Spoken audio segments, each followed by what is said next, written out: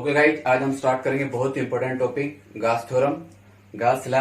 इसको समझने के लिए आपको पहले समझना होगा इलेक्ट्रिक फ्लक्स क्या होता है, और इलेक्ट्रिक फ्लक्स से पहले आपको समझना पड़ेगा कि एरिया वेक्टर क्या होता है। ठीक है, तो तब जाके आपको गास थ्योरम, गास लॉ अच्छे से समझ में आएगी। इसको समझने के लिए आपको ये सारी इंपॉर्टेंट कीवर्ड्स पहले से पता होने चाहिए। ठीक है, तो आज हम स्टार्ट करते हैं गास थ्योरम। ओके, तो वीडियो के लास्ट में ये आपके पास जो कीवर्ड्स हैं क्या आपको जवाब होनी चाहिए आपके पास। ठीक है, तो ये बात आप ध्यान से सुने, वीडियो को ध्यान से देखें। ओके, तो स्टार्ट करते हैं हम एरिया वेक्टर। तो एरिया वेक्टर एक ऐसा वेक्टर है, एक ऐसी quantity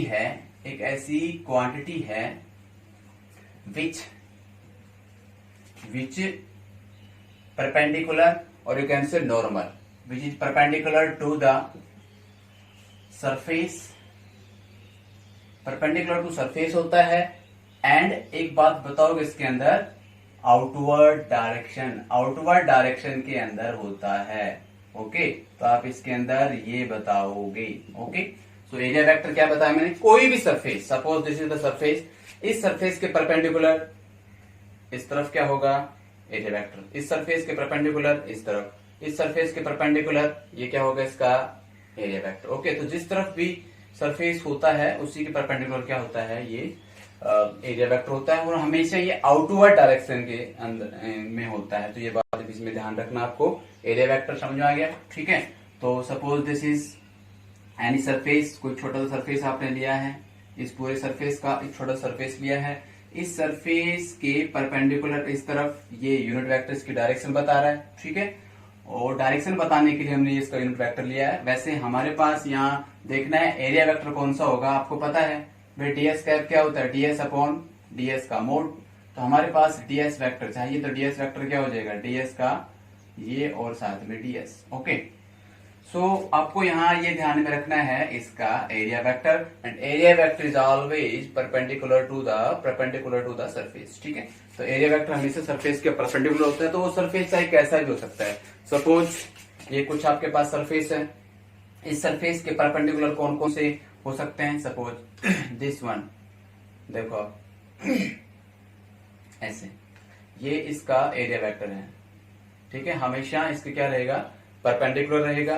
okay, so this is area vector which is perpendicular to the surface. Okay, तो ये मैंने आपको इसलिए बताया क्योंकि जब आपको एक इंपॉर्टेंट क्वांटिटी जिसे बोलते हैं इलेक्ट्रिक फ्लक्स, ये इलेक्ट्रिक फ्लक्स आपको तभी समझ में आएगा जब आपको ये समझ में आए कि एरिया वेक्टर क्या होता है। मैं बार बार रिपीट कर रहा हूँ, area vector is always perpendicular to the surface. Okay, अब हम इसके बाद स्टार्ट करते हैं बहुत ही इंपॉर्टेंट टर्म जिसे बोलेंगे electric flux.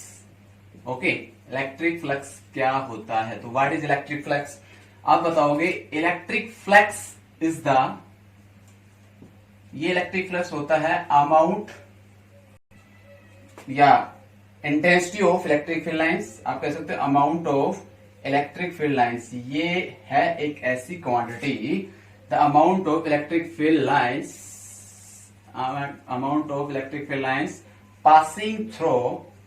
passing through any given region या given area। Okay, given region और गिवन एरिया, इसे हम क्या बोलते हैं, इलेक्ट्रिक फ्लक्स। ओके, मतलब ये है कहने का कि ये कोई सरफेस एरिया है। ओके, इस सरफेस एरिया में से कितनी इलेक्ट्रिक फील्ड लाइंस निकलती हैं, कितने इलेक्ट्रिक फील्ड लाइंस निकलती हैं, तो इसे हम कहेंगे इसका electric flux. Number of electric field lines, see electric field lines और किसी पर्टिकुलर एरिया में से निकलती हैं, गुजरती हैं, हम उसे इसका इलेक्ट्रिक फ्लक्स कहेंगे। ओके, तो एग्जांपल आप ले सकते हो, कोई विंडो है, ठीक है, और उस विंडो में से बहुत सारे हवा, एयर पास हो रही है। ठीक है, तो आप यहां देखोगे कि ज्यादा हवा पार होगी। ठीक है, तो कह सकते हो कब हो सकती है ज्यादा हवा पार होना, एक तो रीजन ये हो सकता है कि हवा जो विंड की स्पीड बहुत तेज हो, तो हो सकता है कि ज्यादा हवा पार हो। दूसरा केस ये हो सकता है कि विंडो है वो बड़ी हो।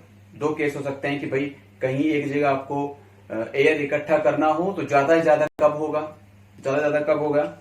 जब आप उसमें बड़ी खिड़की हो, ठीक है, बड़ा विंडो हो तो साइज बड़ा हो, सरफेस एरिया बड़ा हो, और दूसरा मैंने क्या बताया कि विंड की स्पीड तेज हो, ठीक है।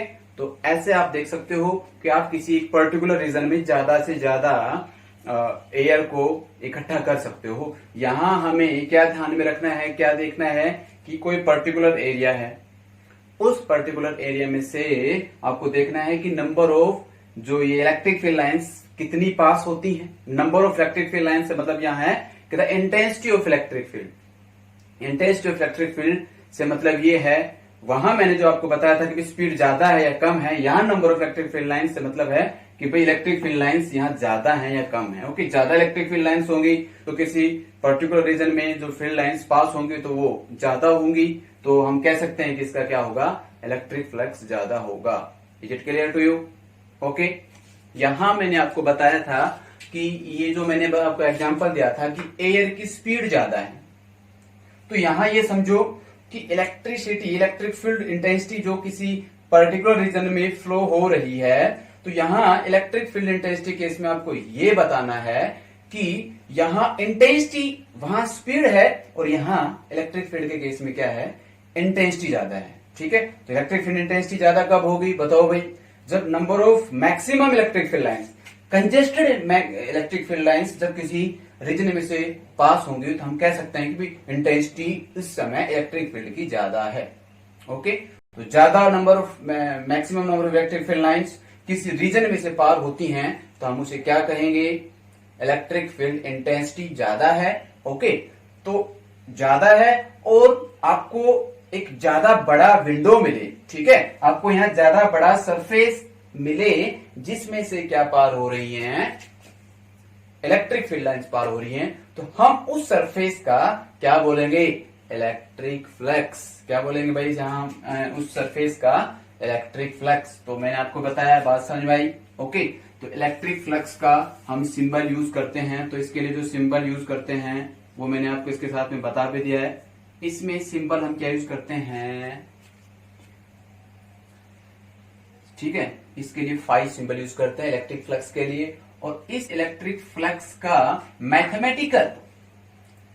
मैथमेटिकल फॉर्मूला क्या होगा उसको समझने के लिए पहले आप ये समझे, माना कि ये कोई आपके पास सरफेस है, suppose this is surface. Okay, इस सरफेस के परपेंडिकुलर इन दिस डायरेक्शन, मैंने बताया सरफेस के परपेंडिकुलर हमेशा क्या होता है बताओ भाई, सरफेस के परपेंडिकुलर हमेशा क्या होगा, इसका एरिया वेक्टर होगा। तो मैं यहां कह सकता हूं इस तरफ क्या होगा, इसका एरिया वेक्टर होगा, या कह सकते हो इस तरफ इसकी डायरेक्शन होगी।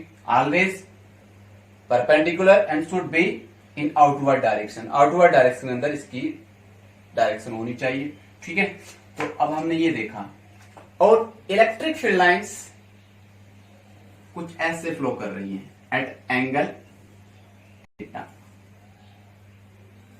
ओके, ये इस एरिया वेक्टर के साथ में एंगल थीटा के साथ में ये फ्लो कर रही हैं। ओके, तो अब हम यहां देखते हैं एक इंपॉर्टेंट थिंग कि यहां किसी एंगल से जब कोई इलेक्ट्रिक फील्ड लाइन एंटर करती हैं तो अब क्या फ्लक्स ज्यादा होगा या कम होगा। तो ये तो मैंने आपको सीधा सा बताया था कि भाई किसी भी रीजन में से इलेक्ट्रिक फील्ड लाइन पार होती हैं, ये इलेक्ट्रिक फ्लक्स होता है। लेकिन अब जब डेफिनेशन पूरी बनानी है तो इसमें आपको यहां ये भी ध्यान रखना है कि भाई किस एंगल से एंटर कर रही है कि नहीं।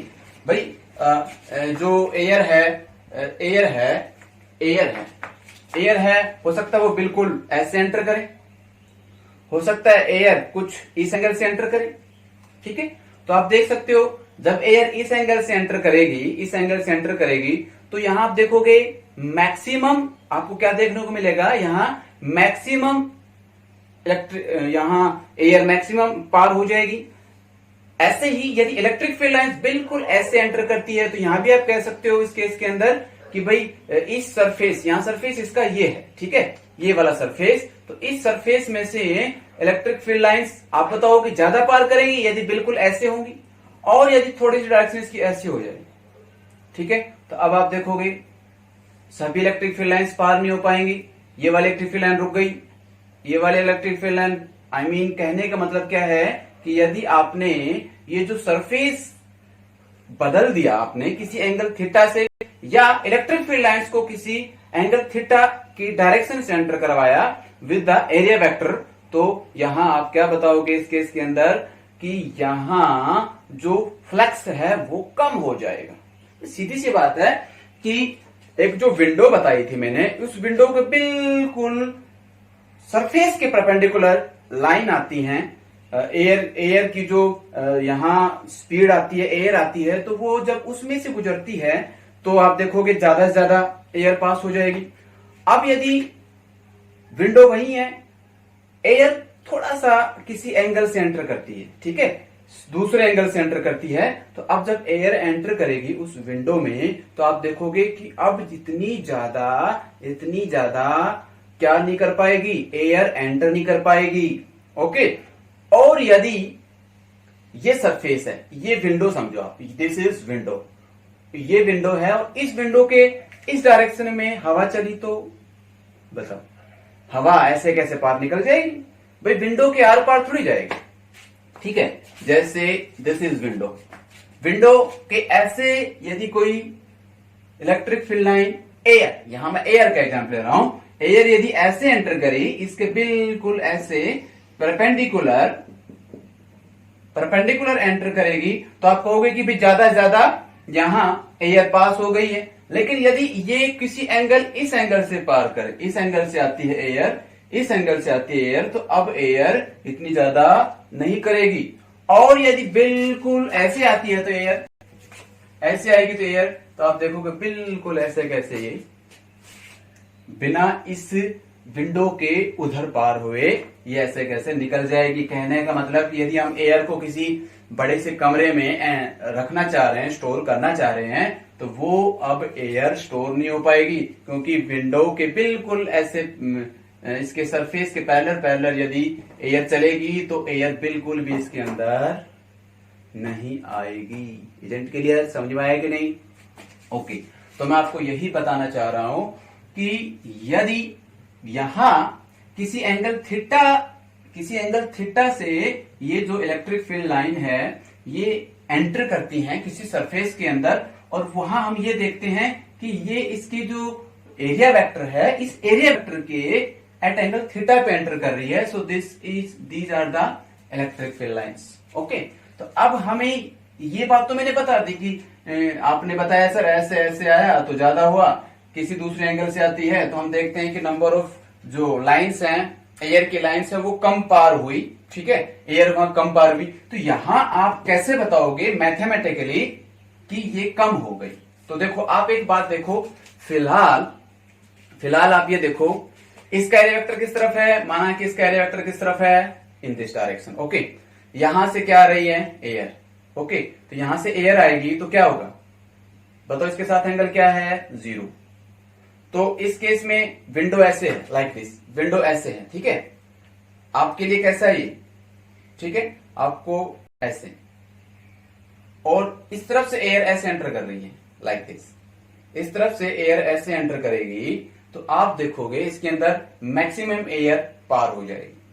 ठीक है, मींस एंगल 0 देखा जाए तो इसका सरफेस ये वाला सरफेस इस तरफ है, और आप देखोगे इस तरफ से क्या एंटर कर रहा है, एयर एंटर कर रही है, तो आप देखोगे इधर ही इसका क्या है, इस सरफेस का एरिया वेक्टर किस तरफ होगा, इस सरफेस का एरिया वेक्टर किस तरफ होगा भाई, इस तरफ, और इसी तरफ क्या है, ठीक है, एयर एंटर कर रही है, तो आप देखोगे दोनों के बीच में एंगल क्या है, 0। दोनों के बीच में एंगल क्या है, 0।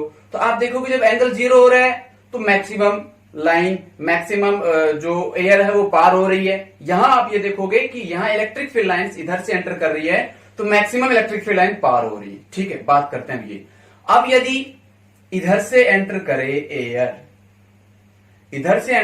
एयर, तो आप ये देखोगे कि ये वाली जो एयर है वो एयर ऐसे कैसे पास हो जाएगी, ऐसे कैसे पास हो जाएगी, ये वाली एयर इसमें एंटर नहीं कर पाएगी।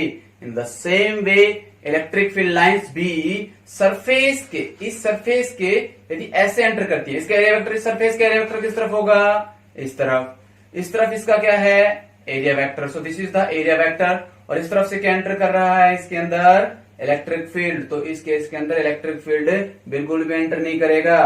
तो यहां एक लॉजिकल बात बनती है, और वो लॉजिकल बात ये बनती है कि हमने देखा कि थीटा की वैल्यू 0 आई तो हमें सारी की सारी एयर पार होते दिखी, सारी की सारी इलेक्ट्रिक फील्ड लाइन पार होते हुए समझी हमने, ठीक है।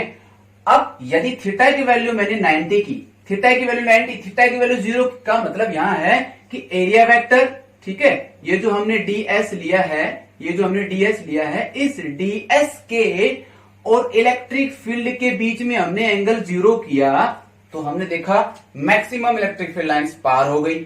जब हमने थीटा की वैल्यू 90 की, थीटा की वैल्यू 90 की, तो इसमें हमें देखने को क्या मिला कि थीटा की वैल्यू 90 करते हैं तो हमें यहां बिल्कुल भी क्या नहीं मिलता है, बिल्कुल भी इलेक्ट्रिक फील्ड लाइन पास होते ही नहीं समझ में आती है, बिल्कुल भी पास होते हुए नहीं आती हैं, ठीक है। तो यहां थीटा की वैल्यू 90 पे क्या हो गया, बिल्कुल फ्लक्स 0 हो गया। तो सोचो कि भाई cos 0, थीटा की वैल्यू 0 किया तो वैल्यू आ रही है मैक्सिमम, और यहां हमने देखा थीटा 90 किया तो वैल्यू क्या आ रही है, बहुत कम, मिनिमम। तो बताओ ऐसी कौन सा है ट्रिग्नोमेट्रिक फंक्शन, ठीक है, ट्रिग्नोमेट्रिक रेशो जो इसको बिल्कुल सही करता है कि थीटा 0 किया तो मैक्सिमम आ रहा है, थीटा 90 की तो क्या आ रहा है, मिनिमम आ रहा है। तो इसका मतलब हम जब इसका कोसाइन देखते हैं और कोसाइन में हम देखते हैं कोस का 0 बोलो 1, कोस का 90 बोलो 0, तो इसलिए हम यहां इस इलेक्ट्रिक फील्ड लाइंस के साथ में एक इंपॉर्टेंट बात ये बताते हैं कि ये जो इसका इस तरफ मैंने बताया है, इस तरफ देखो आप इसके अंदर, भाई इस तरफ क्या है ds, इस तरफ क्या है इलेक्ट्रिक फील्ड लाइन, किस एंगल पे, थीटा पे। तो बताओ इसी का ये वाला कंपोनेंट क्या होगा, इलेक्ट्रिक फील्ड E इधर है तो बोलो ये वाला कंपोनेंट क्या होगा, E cos थीटा होगा कि नहीं सनी भाई। मैंने यहां E sin थीटा क्यों नहीं लिया, बोलो E sin थीटा क्यों नहीं लिया। अब सोचो E sin थीटा लेते तो अब क्या होता, E sin 0 पे वैल्यू 0, लेकिन हम यहां देख रहे हो कि जब इलेक्ट्रिक फील्ड और एरिया वेक्टर के बीच में एंगल 0 होता है तो यहां फ्लक्स हमें क्या मिलता है, मैक्सिमम मिलता है। इसलिए हमने साइन नहीं लिया, हमने क्या लिया है, कोसाइन लिया है, ठीक है। तो ये चीजें तो हमें अपने आप से बनानी होती हैं, ठीक है, कि भाई कौन सा बेस्ट फिट हो रहा है। तो हम यहाँ फ्लक्स देखते हैं और फ्लक्स में हम यहाँ ये देखते हैं कि E cos थीटा और साथ में मल्टीप्लाई क्या है, बोलो ds, और जब हम इसको लिखते हैं क्या लिखेंगे, E बोलो ds साथ में cos थीटा, और ds स्मॉल एरिया है तो यहां फ्लक्स भी क्या हो जाएगा, थोड़ा सा हो जाएगा। यदि फ्लक्स पूरे की बात करें तो हम क्या लिख देंगे यहाँ, E पूरा एरिया और साथ में क्या लिख दे, cos थीटा। लेकिन ये सब अब निकालने के लिए आप सीधा नहीं कर दोगे, इसका आपको पता है इंटीग्रेशन लेना पड़ेगा, ठीक है। लेकिन जो भी आता है इंटीग्रेशन करने पर, भाई सरफेस का जो पूरा इंटीग्रेट करने के बाद जो टोटल एरिया आता है तो हम इसमें ये लिख देते हैं। So this is the electric flux, ये क्या है, electric flux. Is it clear to you, समझ में आया इलेक्ट्रिक फ्लक्स क्या होता है। इलेक्ट्रिक फ्लक्स क्या होता है, number of electric field lines passing through a given area, particular area में जो पार होती हैं, ये इसका इलेक्ट्रिक फ्लक्स होता है। फॉर एग्जाम्पल यदि मैं आपको दूसरा एग्जाम्पल दूं तो जैसे ये कोई शीट ऑफ पेपर है, ठीक है, देखो हालांकि ये बात अलग है कि इसमें से एयर तो पार नहीं होगी, लेकिन इलेक्ट्रिक फील्ड लाइंस तो अपना असर दिखा सकती हैं। चलो इसका इस तरफ हम देखते हैं, ये इसका क्या हो गया है, what is this is it's area vector, area vector इस तरफ हो गया है। इधर से क्या आ रही है, डी जा रहा था इलेक्ट्रिक फील्ड लाइंस, हालांकि थोड़ा सा इसके जो यहां है थोड़ी वाइड है, लेकिन आप इसको थोड़ा समझो, these are parallel to each other, ठीक है। और ये इलेक्ट्रिक फील्ड लाइंस के अंदर ऐसे एंटर करती हैं, जैसे एंटर करती हैं तो इलेक्ट्रिक फील्ड लाइंस कैसे चली जाएंगी, ऐसे। तो आप कह सकते हो कि भाई ये वाला रीजन ऐसे है कि भाई मैक्सिमम इलेक्ट्रिक फील्ड लाइंस में से पार हो रही हैं। एंगल क्या है यहाँ, थीटा की वैल्यू 0, तो थीटा की वैल्यू 0 है तो यहाँ मैक्सिमम इलेक्ट्रिक फील्ड लाइंस पार हो रही हैं। लेकिन जब हम बात करते हैं ऐसे, देखो ऐसे बात करो तो ये इलेक्ट्रिक फील्ड लाइंस कैसे होंगे बताओ, इलेक्ट्रिक फील्ड लाइंस कैसे हो जाएंगी, this will pass like this. तो बताओ इस वाले केस के अंदर इलेक्ट्रिक फील्ड लाइंस बिल्कुल ऐसे निकल गई। तो बताओ what is the angle between both electric field lines और dS, this is the area vector, दोनों के बीच में एंगल कितना है, एंगल कितना है बताओ भाई, दिस एंगल इज 90। तो आप देखते हो कि बताओ इस वाले पेपर में से, इस पीस ऑफ पेपर में से आप देखोगे कि क्या कोई इलेक्ट्रिक फील्ड लाइन पार होगी। अब देखो कहां से पार होगी, ठीक है, आप देखोगे इसमें से कहां क्या क्या क्या पार होगा, इसमें से बहुत वेरी थिन शीट है, तो इसमें से कोई भी इलेक्ट्रिक फील्ड लाइन पार नहीं होगी। लेकिन जब आप इसको ऐसे करते हो तो आप देखोगे इस वाले केस में मैक्सिमम इलेक्ट्रिक फील्ड लाइन पार हो रही है कि नहीं, देख सकते हो आप, इस वाले केस में मैक्सिमम इलेक्ट्रिक फील्ड लाइंस पार हो रही हैं, लेकिन इस वाले केस के अंदर इसमें इलेक्ट्रिक फील्ड लाइंस बहुत कम, 0 पार होंगी, ठीक है। और यही बात मैंने बताया, डिपेंड करता है कि थीटा 0 है या थीटा 90 है या कोई दूसरा एंगल है, इसे हम क्या बोलेंगे, इसका इलेक्ट्रिक फ्लक्स। समझ आया कि नहीं आपको, समझ में आया भाई आपको, ठीक है। हाँ, तो अब मैंने आपको बताया ये होता है इलेक्ट्रिक फ्लक्स। अब हम देखते हैं इस इलेक्ट्रिक फ्लक्स का कुछ और इंपॉर्टेंट टर्म, ठीक है। तो ये एक इंपॉर्टेंट टर्म बन गई और हम यहाँ बोलेंगे फाई इक्वल टू, बताओ cos थीटा आता है, तो दोनों मेरे को बताओ क्या हुआ भाई, cos थीटा आता तो आप बताओगे ये कौन सा वेक्टर हो गया, बोलो कौन सा प्रोडक्ट हो गया, बोलो डॉट प्रोडक्ट, ठीक है। तो आपको पता है डॉट प्रोडक्ट में, यदि डॉट प्रोडक्ट है तो बताओ कैसी क्वांटिटी हो गई, ये इलेक्ट्रिक फ्लक्स कैसी क्वांटिटी हो गई। तो आप तो अब इतना समझदार बन चुके हो, इतना पढ़ाने के बाद तो हाँ पशुओं को भी अकल आ जाती है, आप तो इंसान हो। फाई क्या हो जाएगा यहाँ, इलेक्ट्रिक फ्लक्स, और इलेक्ट्रिक फ्लक्स यहाँ क्या होगा बताओ, स्केलर। आपने प्रीवियस क्लास में पढ़ा था कि ना, इलेक्ट्रिक फ्लक्स कैसी क्वांटिटी होगी भाई, यहाँ स्केलर क्वांटिटी हो गई है। ओके, अब हम इसकी कुछ और इंपॉर्टेंट टर्म्स निकालते हैं, और वो कुछ और इंपॉर्टेंट टर्म्स क्या क्या हैं वो मैं आपको बताता हूँ। स्केलर बता दिया, इलेक्ट्रिक फ्लक्स, इलेक्ट्रिक फ्लक्स की एसआई यूनिट निकालो, tell me SI unit of electric flux, SI unit of electric flux क्या होगी, ऑफ इलेक्ट्रिक फ्लक्स बताओ भाई।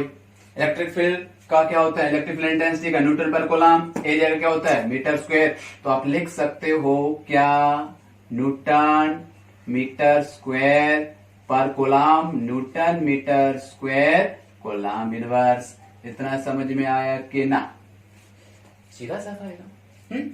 अब हम देखते हैं इसके बाद में कि अब क्या इसको और भी यूनिट हो सकती है कि नहीं, हो सकती है। चलो फ्लक्स इक्वल टू क्या बताया आपने, ईडीएस कोस थीटा।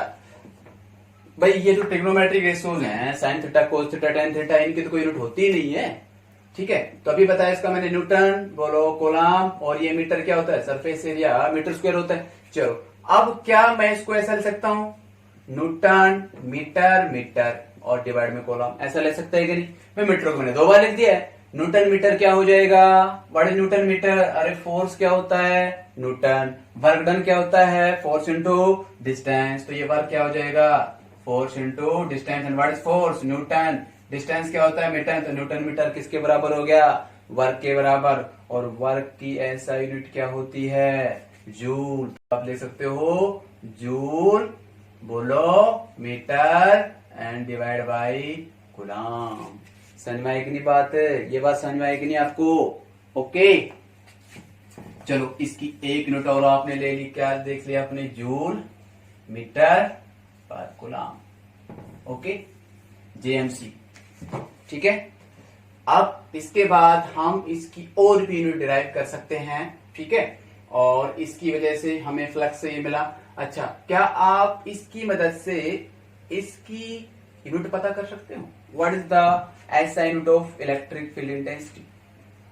चलो अभी अभी आपने निकाला फ्लक्स की यूनिट क्या होती है, बताओ भाई फ्लक्स की यूनिट क्या होती है, अभी बताया मैंने, क्या बताया था ईडीएस, तो मैंने क्या बताया था इसका, बोलो न्यूटन, बोलो metre square divide by coulomb, ये निकल के आई थी। चलो अब हम इसकी इलेक्ट्रिक फील्ड की यूनिट निकालना चाहें तो कैसे निकलेगी बताओ भाई, हम यहाँ इलेक्ट्रिक फील्ड की यूनिट निकालना चाह रहे हैं, तो इलेक्ट्रिक फील्ड यूनिट कैसे निकलेगी, ई बोलो डीएस ठीक है, हम in terms of voltage and metre में निकालना चाह रहे हैं। ओके चलो, हाँ अभी रुको, वन मोर थिंग, यहां देखो। चलो इतना कर दिया आपने। एक तो आ गई इसकी ये Newton metre square per coulomb, एक आ गई यूनिट ये न्यूटन मीटर मीटर, ये क्या हो गया जूल जूल। अच्छा एक बात और आपने पढ़ी थी अपनी प्रीवियस क्लास के अंदर, what is potential difference, what is potential, work done divide by Q. क्या याद है कि आपको पोटेंशियल डब्ल्यू बाई क्यू होता है कि नहीं? तो आप डब्ल्यू बाई क्यू, डब्ल्यू का मतलब जूल डिवाइड बाई कूलम का मतलब यहां वर्क चार्ज, ठीक है। तो यहां कूलम का मतलब क्या है, यहां चार्ज। तो बताओ जे बाई सी को क्या सकते हो, जे बाई सी को क्या सकते हो आप, वी। तो ये आप 3 डॉट करके लिख सकते हो और ये बताओगे वोल्टेज, बोलो मीटर। तो जे बाई सी को क्या सकते हो आप, वोल्टेज, और इसको लिख सकते हो मीटर।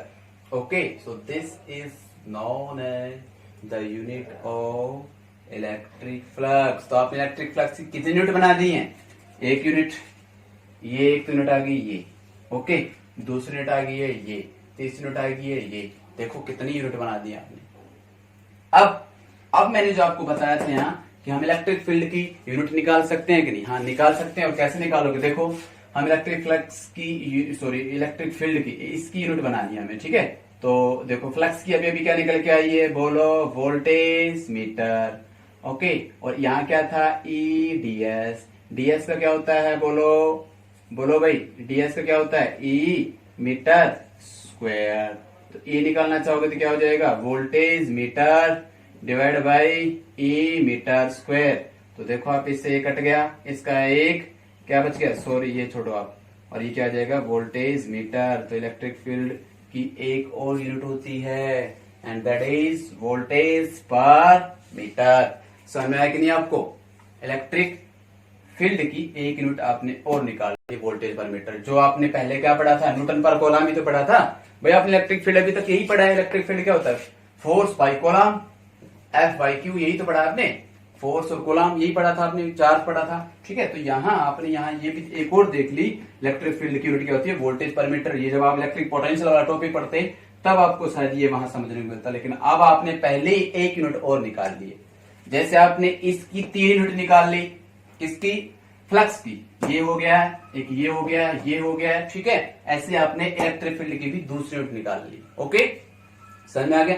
तो वहां आपको कभी एमसीक्यू में ऐसा मिले which are not SI unit of flux, flux की एसआई यूनिट कौन सी नहीं है, और आपको ये सारी चीज दे रखी हो। नंबर 1 आपको दे दे Newton metre square per coulomb, आपको दे दे जूल कूलम, आपको दे दे जूल मीटर पर कूलम, आपको दे दे ये पहला, ये दूसरा, ये तीसरा, और चौथा दे दे आपको वोल्टेज मीटर।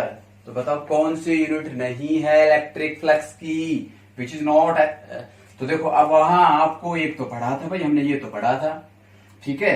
चलो एक दो और पढ़ लो, लेकिन वहां आपको तीनों यूनिट पता होंगी तभी तो आप गैस कर पाओगे कि कौन सी नहीं है। सो आप कह सकते हो this is not SI unit of electric flux. समझ में आ गया, आपको इलेक्ट्रिक फ्लक्स की 3 यूनिट मिल गई है। यहां से आपको एमसीक्यू मिले, तो एमसीक्यू में यदि आपको ये बात ना पता हो तो आप वहां चक्कर खा जाओ, ओके। और चक्कर खा के आराम से बैठ जाना, पढ़ मत जाना, okay.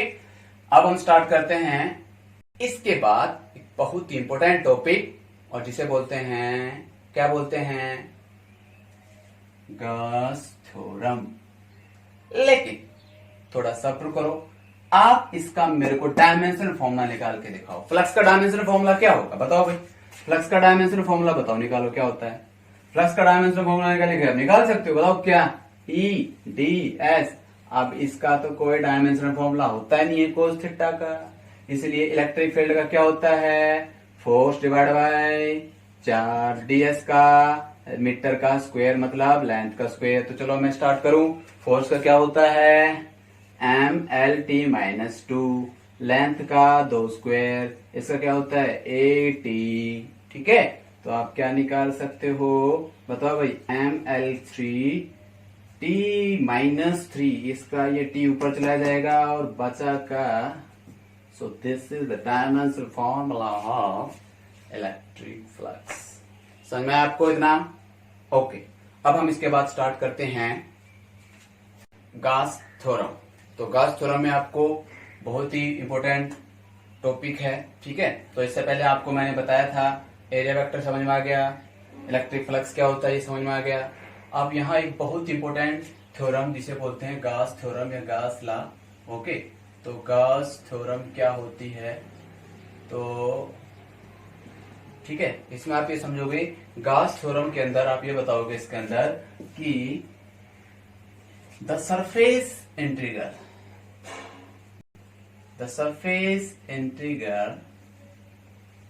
Of electric field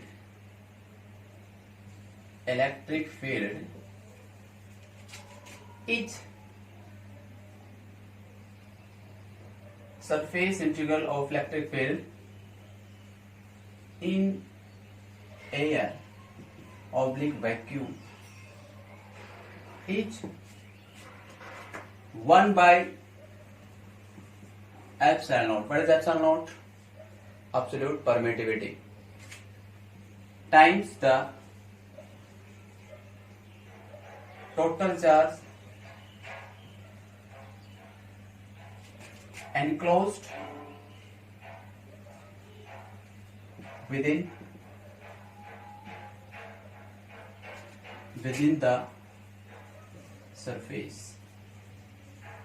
okay, अब जो मैंने बोला है इसको थोड़ा सा मैथमेटिकली लिखेंगे तो आपको जल्दी से समझ में आ जाएगा। सरफेस इंटीग्रल, ठीक है, ऑफ इलेक्ट्रिक फील्ड, मतलब इंटीग्रेशन तो आना ही आना है। सरफेस इंटीग्रल से मतलब ये हो जाता है कि नीचे पीछे क्या है, साथ में ds थोड़ा सा सरफेस एरिया है, ओके, और साथ में इलेक्ट्रिक फील्ड का, ओके, और इलेक्ट्रिक फील्ड इन एयर, ठीक है। यहां एक और लिखोगे ओवर, एक बात और लिखोगे क्लोज्ड सरफेस, यहां ये लिखना बहुत जरूरी है। क्लोज सरफेस में, क्लोज सरफेस के अंदर, ठीक है, surface integral of close surface में आप यहां लगा दोगे क्लोज सरफेस, ठीक है। तो इंटीग्रेशन आपने सीधा ऐसे पढ़ा है, ठीक है, एक आपने इंटीग्रेशन सीधा पढ़ा है, ठीक है, अभी पढ़ा नहीं है तो पढ़ लोगे, ठीक है। ऐसा इंटीग्रेशन होता है, उसके बाद एक लिमिट इंटीग्रेशन होता है भाई, A1 और A2 ये लिमिट लगा देते हैं। इसके बाद एक इंटीग्रेशन और यहाँ यूज कर रहे हो यहाँ, और ऐसे जब आप कर देते हो तो क्लोज सरफेस बोल देते हैं कि इसकी बाउंड्री कहां से कहां तक होगी, भी 0 से लेके, और वो जब तक वो सरफेस क्लोज ना हो जाए वहां तक इसकी क्या होगी, लिमिट होगी, बाउंड्री होगी, ठीक है। तो हम स्टार्ट करते हैं इसका। Surface integral is 1 by epsilon times the Q net, ठीक है, enclose with in the surface. तो इसे हम बोलेंगे गॉस थ्योरम, ठीक है। तो गॉस थ्योरम मैंने क्या बताया आपको, surface integral, see integral surface integral over a closed surface, किसका, इलेक्ट्रिक फील्ड का, किसके बराबर होगा, 1 by epsilon naught times the net charge, ठीक है, within the surface. For example, जैसे नेट चार्ज का मतलब क्या हो सकता है कि भाई ये सरफेस है कोई, ठीक है, इस सरफेस में अलग अलग चार्जेस है, Q1, Q2 एंड Q3, हो सकता है कोई माइनस का भी। तो यहाँ Q नेट क्या हो जाएगा बताओ भाई, Q1 minus Q2 plus Q3, ये जितने भी चार्जेस हैं इन चार्जेस का क्या कर देंगे हम, सम कर देंगे। जितना भी चार्ज है द सिस्टम ऑफ चार्ज वो नेट चार्ज होगा, ठीक है। तो आप इसके अंदर ऐसे बताओगे, ठीक है। अब इसके बाद हम इसके अंदर देखते हैं एक बहुत ही इंपॉर्टेंट टर्म कि जो मैंने यहां बोला है closed surface. What is here close surface? Close surface का मतलब यहां ये है, suppose this is a point charge, इस पॉइंट चार्ज का हम ये पता करने चाहते हैं कि भाई ये पॉइंट चार्ज कितना इलेक्ट्रिक फ्लक्स होगा, इस पॉइंट चार्ज का कितना इलेक्ट्रिक फ्लक्स होगा, ठीक है।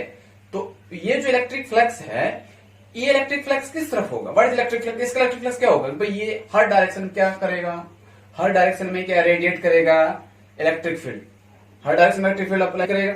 तो इसका फ्लक्स कैसे होगा, भाई हमने तो यहाँ इसका कोई सरफेस एरिया लिया ही नहीं, या इसको इसकी इलेक्ट्रिक फील्ड किसी सरफेस में सेंटर कर ही नहीं रहे हैं, तो इस पॉइंट चार्ज का इलेक्ट्रिक फ्लक्स क्या होगा, हम में इसका इलेक्ट्रिक फ्लक्स निकालने के लिए ये बात ध्यान रखनी पड़ेगी कि इस पॉइंट चार्ज के अराउंड, ठीक है, एक हम हाइपोथेटिकल सरफेस इमेजिन करेंगे। हाइपोथेटिकल मतलब यहां हम ये मान लेंगे कि इस से आर डिस्टेंस दूर क्या है, एक स्फीयर है, और हमें इसके आर डिस्टेंस दूर पर इसका फ्लक्स पता करना है। ठीक है, सी व्हाट इज दिस, ये है क्या, बताओ भाई ये है क्या, व्हाट इज दिस, ये फ्लक्स तो है। और अब हमें किसी भी सब्सटेंस का फ्लक्स पता करना हो तो हमें उसकी अमाउंट पता होनी चाहिए कि भाई क्या अमाउंट है इसकी, ठीक है, और क्या पता होना चाहिए, 1/ε0। ε0 इज हेयर एब्सोल्यूट परमिटिविटी। ठीक है, तो यदि फिलहाल ये चार्ज रखा है एयर में, तो एयर में चार्ज रखा है तो वहां हो जाएगा 1/ε0 क्यू नेट। ठीक है, एयर और वैक्यूम हम सिमिलर मान लेते हैं। ठीक है, अब यदि यहां एयर ना हो कि कोई दूसरा मीडियम होता, ठीक है, वाटर या कोई दूसरा मीडियम होता, तो उस समय ये वाला फॉर्मूला क्या बन जाता, बताओ भाई। मैंने आपको बताया था नहीं कि यहां क्या बन जाता, फॉर एनी अदर मीडियम, किसी दूसरे मीडियम के लिए ये वाला क्या हो जाता, वहां हमें इसका क्या पता होना चाहिए, डायरेक्ट्रिक कांस्टेंट। मैंने आपको पहले वाले टॉपिक्स में बताया था कि नहीं, ठीक है, वो सब आप देख सकते हो, ऊपर लिंक मिल जाएगा कि डायरेक्ट्रिक कांस्टेंट क्या होता है। ठीक है, तो अब यदि ये दूसरा मीडियम एंटर कर देते हैं तो यही फॉर्मूला क्या हो जाएगा, AdS, और यहां जहां 1/ε0 है वहां केवल क्या आ जाएगा, एप्सिलॉन, और क्यू नेट। ठीक है, या क्यू नेट बार बार नहीं रखेंगे, पहले हमने कह दिया है कि ये इसका टोटल चार्ज है जिसे हम क्या लिखते हैं, इसका क्यू, और आपको पता है व्हाट इज एप्सिलॉन, एप्सिलॉन किसके बराबर होता है, K टाइम्स एप्सिलॉन। ये मैंने आपको जब डायरेक्ट्रिक कांस्टेंट पढ़ाया था, रिलेटिव परमिटिविटी बताया था टॉपिक, उस समय ये सब बताया था मैंने। ठीक है, तो अब यहां यही वाला फॉर्मूला क्या बन जाएगा, 1/K times epsilon and Q. ठीक है, तो अब बताओ इसका इलेक्ट्रिक फ्लक्स घटा या बढ़ा, भाई K time 1/K time electric flux घटा। आपको पता है K की वैल्यू वैसे भी किससे बड़ी होती है, ऑलवेज ग्रेटर देन, यदि एयर के अलावा किसी और दूसरे की बात करें, ठीक है, तो K की वैल्यू 1 से बड़ी होनी है। जब K की वैल्यू बड़ी होगी तो आपको बता सकते हो कि भाई इलेक्ट्रिक फ्लक्स क्या हो जाएगा, कम हो जाएगा। से मतलब यहां ये हुआ, यदि ये चार्ज कहां रखा है, किसी दूसरे मीडियम में रखा है, एयर के बजाय किसी दूसरे मीडियम में रखा है, तो अब उसका इलेक्ट्रिक फ्लक्स उसके डायरेक्ट्रिक कांस्टेंट पे डिपेंड करेगा। ठीक है, वैसे आपको जब यहाँ गाउस थ्योरम पूछी जाती है तो ये सब बताने की जरूरत तो नहीं होती है, जो बताना है वो मैं आपको बता दूंगा। ठीक है, ये तो आपको पता होना चाहिए कि यदि सर आपने यहाँ एयर या वैक्यूम ही क्यों लिया, यदि कुछ दूसरा लेते तो मैंने उसका जवाब दिया आपको कि यदि कोई दूसरा मीडियम लेते तो हम देखते कि इसमें इसकी वजह से इसकी जो इलेक्ट्रिक फ्लक्स है वो उस हिसाब से बदल जाता। ओके, अब इसके बाद हम देखते हैं इसके अंदर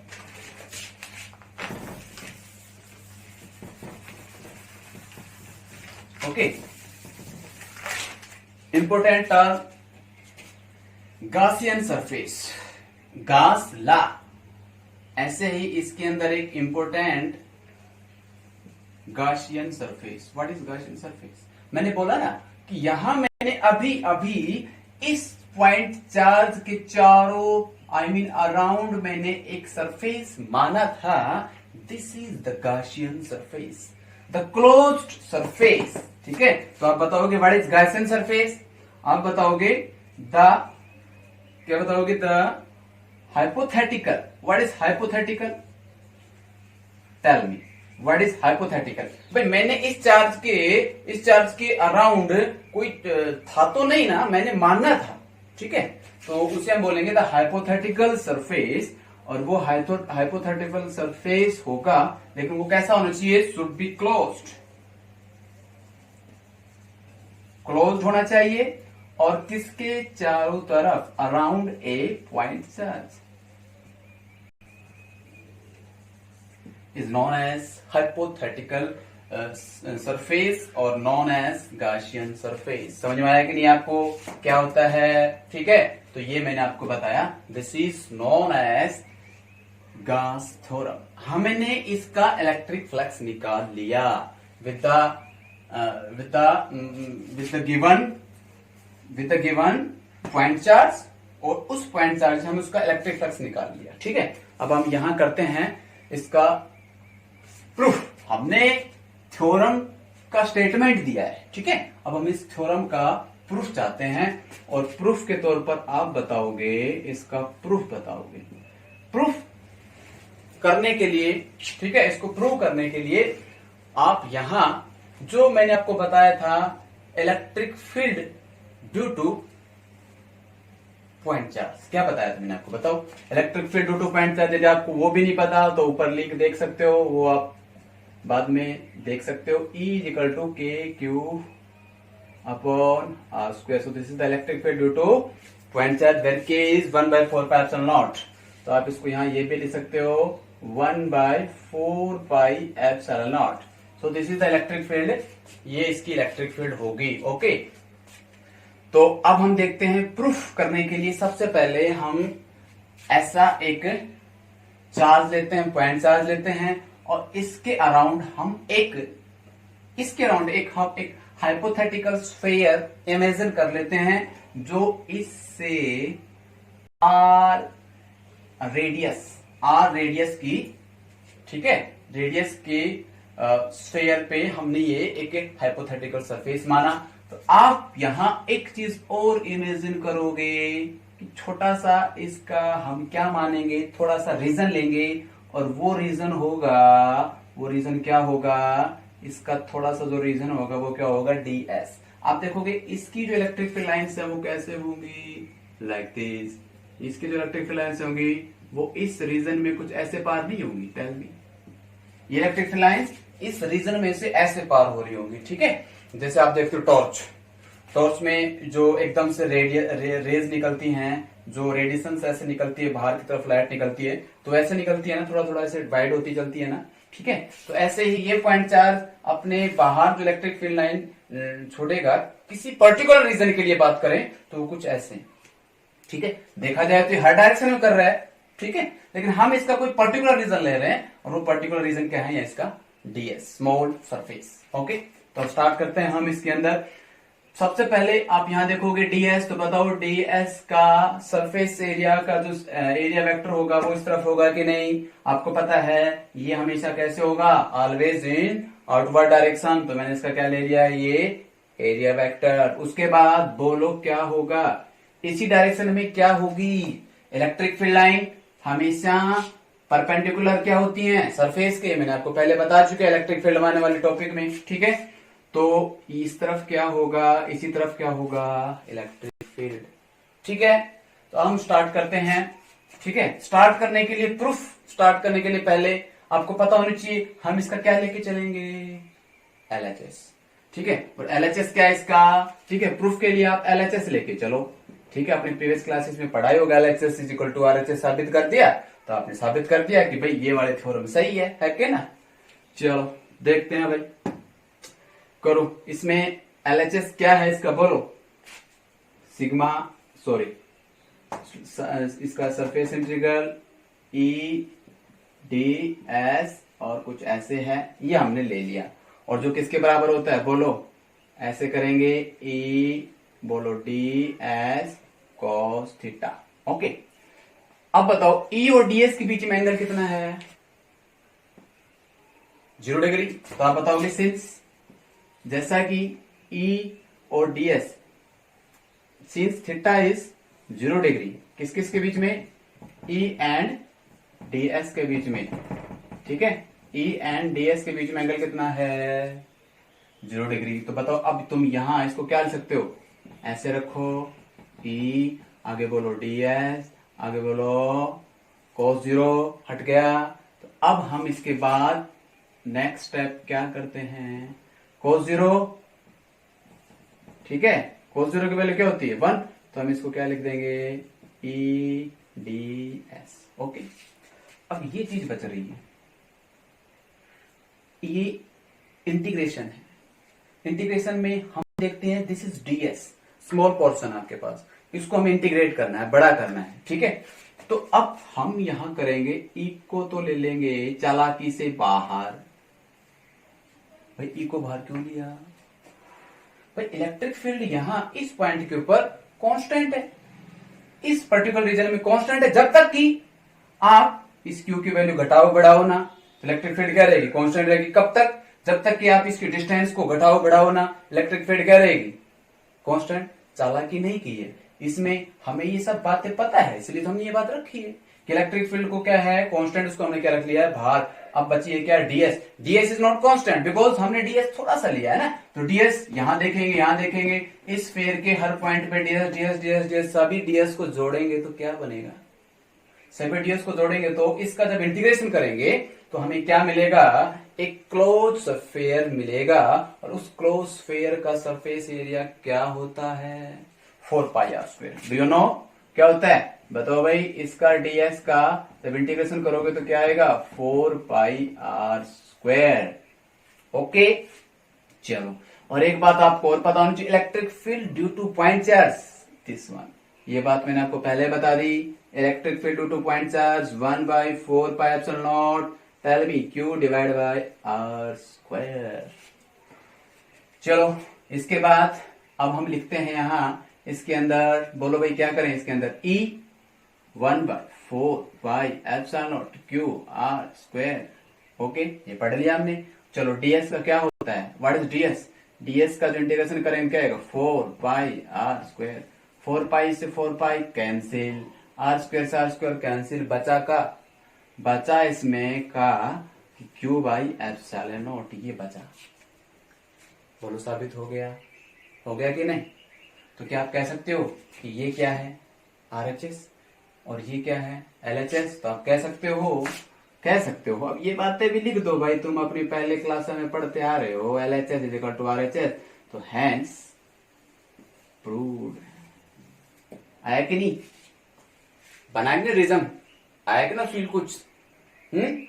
ओके, तो this is the Gauss theorem, ठीक है। ये क्या है? गॉस थ्योरम, ठीक है। अब इस गॉस थ्योरम में आपको कुछ और इंपॉर्टेंट बातें बताऊंगा, ठीक है। तो उसमें आप ये बताऊंगा सबसे पहले, ठीक है, कि ये जो गॉस थ्योरम है, इस गॉस थ्योरम में आपको ये समझना है, ठीक है। आपने नोट कर लिया? ठीक है, आप नोट करो, ठीक है। मैं हल्का सा फिर रिपीट कर देता हूं। इसके अंदर आपने देखा गॉस थ्योरम बताया मैंने, this is the surface integral of electric field. Okay, electric field is equal to surface integral equal to 1/ε0 Q net, ठीक है। चार्ज जो इसके जरूरी नहीं कि अकेला Q, और भी सारे Q वगैरह हो सकते हैं, उन सभी का जो अलजेब्रिक सम करेंगे उसका जो टोटल चार्ज होगा ये वो होगा, ठीक है, Q। तो मैंने आपको ये बताया इक्वल टू 1/, यदि ये वाली बात ना भी लिखो तो काम चल जाएगा, आपको केवल ये लिखना है, इसके बाद सीधा ये लिखना है। ये तो मैंने आपको बताया है कि मैंने यहाँ केवल एयर वैक्यूम लिया, यदि कोई और कुछ होता तो ये वाला के टाइम्स हो जाता, ठीक है। इसके बाद हमने इसके LHS पोर्शन लिया ADS, और फिर इसके बाद हमने क्या किया? E को तो रखा बाहर, ठीक है। E को, अच्छा, एंगल कितना है दोनों के बीच में? E और D के बीच में मैंने देखा, DS बाहर है, इलेक्ट्रिक फील्ड भी बाहर है, दोनों के बीच में एंगल क्या है? 0 cos 0 1, तो ADS आ गया। उसके बाद हम देखते हैं यहाँ इलेक्ट्रिक फील्ड तो क्या है? कांस्टेंट। मैंने रीजन बताया साथ में कि इलेक्ट्रिक फील्ड कांस्टेंट क्यों है, ओके। उसके बाद DS इज द चेंजिंग, इसका हम पोर्शन ले रहे हैं, इसका इंटीग्रेशन करेंगे कि भाई थोड़ा सा पोर्शन लिया, पूरा पोर्शन करके देखते हैं तो हमें यहाँ ये मिलेगा। फिर उसके बाद हम देखते हैं हमें Q/ε चलता है।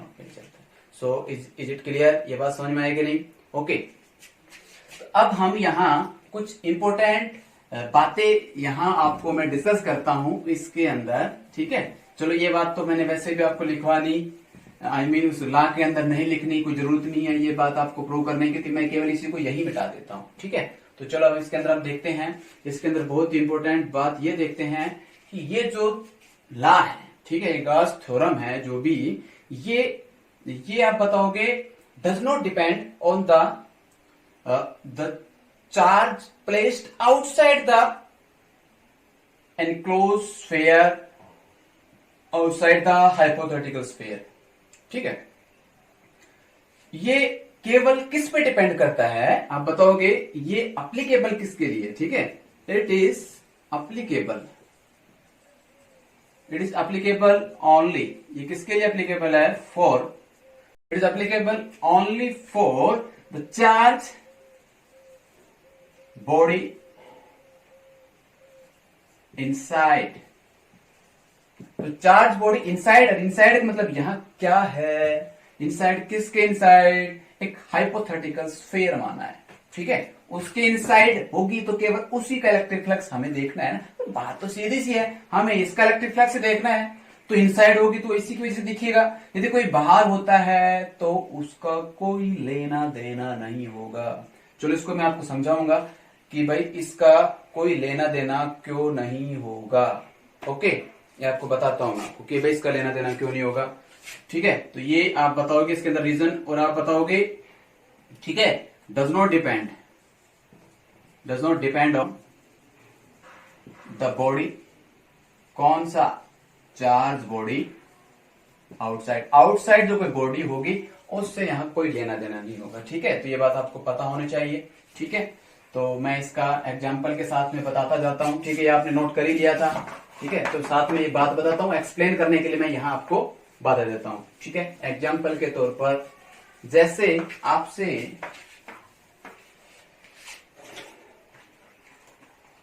ओके सी, ये बेस्ट एग्जाम्पल है, वेरी हेल्पफुल नाउअडेज। देखो फिलहाल खाली है, ये जो एक इंक का बॉक्स है, इसमें हम देखते हैं कि यदि इसके अंदर कोई चार्ज बॉडी होती, इसके अंदर कोई चार्ज बॉडी होती, तो उस चार्ज की वजह से वो चार्ज क्या करता? अपने आउटवर्ड डायरेक्शन में क्या लगाता? Electric field, like this, in this direction, in this direction, in this direction, her direction में। अंदर होता तो कमरे के बीच में कोई आप चार्ज रखते हो, तो वो चार्ज क्या करेगा? छत पे भी, नीचे फर्श पे भी, दीवारों पे भी क्या होगा? उसका क्या होगा? एक इलेक्ट्रिक फील्ड होगी। ठीक है, तो वो हर दीवार में से उसकी इलेक्ट्रिक फील्ड लाइन पार होगी, तो हर दीवार में क्या होगा? एक इलेक्ट्रिक फ्लक्स होगा कि नहीं होगा? ठीक है, अब यहां बात आती है, ये तो हमने ये सीधी सी बात कर ली, लेकिन मैंने यहां बोला है कि केवल अंदर वाला हो वही, बाहर वाला हो तो क्यों नहीं। चलो एग्जाम्पल के तौर पर मैं यहां एक ऐसा बॉक्स रख दिया, मैंने जो अभी बना रखा है, और मैंने यहां रख दिया कोई चार्ज बॉडी। ठीक है, क्यू यहां रख दिया, एक यहां क्यू चार्ज, Q1 यहां है, Q2 यहां है। ठीक है भाई, Q1 तो क्या करेगा? आउटवर्ड डायरेक्शन में अपनी क्या छोड़ेगा? इलेक्ट्रिक फील्ड लाइन छोड़ेगा, लेकिन इसकी वजह से इलेक्ट्रिक फ्लक्स नहीं होगा। पूछो क्यों? पूछो, नहीं पूछ रहे हो, मैं बता देता हूं। क्योंकि suppose this is the point charge, जो इसके अंदर पॉइंट चार्ज है वो छोड़ो, इसके कोई बाहर चार्ज है, ये क्या करेगा? ये इलेक्ट्रिक फील्ड छोड़ेगा किस तरफ? लाइक दिस, हर तरफ छोड़ेगा, इस तरफ छोड़ेगा, इधर इधर इधर इधर इधर, लेकिन इस वाले रीजन के लिए तो इलेक्ट्रिक फील्ड इधर ही जाएंगे ना। ओके, तो अब देखो इस वाले सरफेस के लिए ऐसे एंटर किया, तो देखा जाए तो फिलहाल ऐसा समझो, इस वाले का एरिया वेक्टर इस तरफ होगा कि नहीं? भाई ये वाला सरफेस इसका एरिया वेक्टर किस तरफ होगा? इस तरफ होगा। इस वाले सरफेस का एरिया वेक्टर इस तरफ होगा, इस वाले का इस तरफ, इस वाले का इस तरफ, इस वाले का इस तरफ। ठीक है, तो हम पहले इसकी बात करते हैं। इसका एरिया वेक्टर इस तरफ है, इस तरफ से क्या आती है? Electric field line. बताओ इसके परपेंडिकुलर होगी? भाई ये वाली इलेक्ट्रिक फील्ड लाइन इसके परपेंडिकुलर होगी, और परपेंडिकुलर होगी तो क्या हो जाएगा? cos 90 0, खत्म। ओके, ये वाला देखो, इलेक्ट्रिक फील्ड लाइन cos 90 0, ये वाला देखो cos 90 0, ये वाला देखो cos 90 0, खत्म। ये तो खत्म हो गई। चलो अब बात करते हैं कौन सा? ये सामने वाला और ये बैक साइड वाला। तो बैक साइड वाले का इलेक्ट्रिक फ्लक्स देखते हो तो इस तरफ इसका एरिया वेक्टर है। चलो इस वाले केस में इलेक्ट्रिक फील्ड लाइन जाती है सेम डायरेक्शन। ठीक है, वैसे देखा जाए तो इसके कितने फेस हो गए? बताओ कितने फेस हो गए? इसके 6 फेस हो गए। 6 फेस में 4 फेस में तो cos 90 होने की वजह से खत्म हो गए हैं, बचे 2 फेस। एक फेस ये वाला और एक फेस ये वाला, तो इसका एरिया वेक्टर इस तरफ होगा। इलेक्ट्रिक फील्ड लाइन ऐसे जा रही है, इसकी ये कोई चार्ज है, ठीक है, Q2, इसकी इलेक्ट्रिक फील्ड लाइन इधर जा रही है और ये इलेक्ट्रिक फील्ड लाइन कैसे जा रही है, ऐसे जा रही है, ओके, लाइक दिस।